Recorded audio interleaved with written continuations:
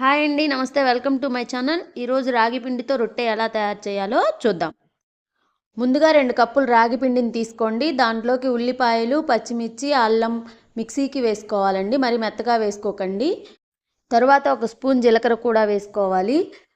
రుచికి సరిపోయినంత సాల్ట్ను కూడా యాడ్ చేసుకొని మొత్తం చేత్తో బాగా కలిసే విధంగా కలుపుకోవాలండి. మరీ గట్టిగా కలుపుకోకూడదండి. కొంచెం స్మూత్గా ఉండే విధంగా కలుపుకుంటే రొట్టె కూడా మనకి చాలా స్మూత్గా వస్తుందండి.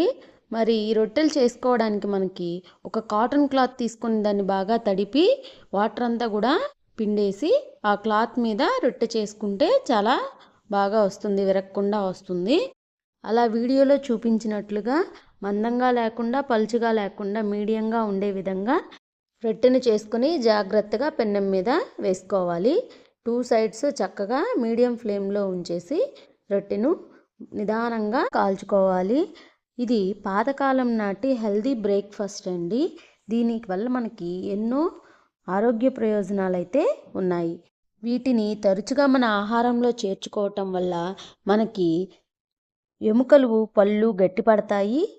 అంతేకాదండి, మధుమేహాన్ని కూడా పెరగకుండా చేస్తుంది, థైరాయిడ్ని కూడా తగ్గిస్తుంది, విటమిన్ డి లోపాన్ని కూడా అధిగమిస్తుంది, బీపీ, గుండె సమస్యలు అదుపులో ఉంచడానికి కూడా ఇది ఎంతో సహాయపడుతుంది.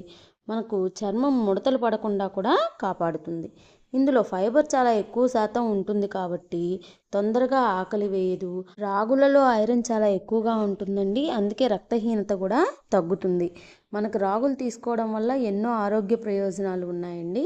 కాబట్టి రాగి జావగా కానీ, రొట్టెగా కానీ, సంగటిగా కానీ ఏదో ఒక విధంగా వారానికి 2-3 సార్లు ఈ రాగులను వాడటానికి అందరూ ట్రై చేయండి.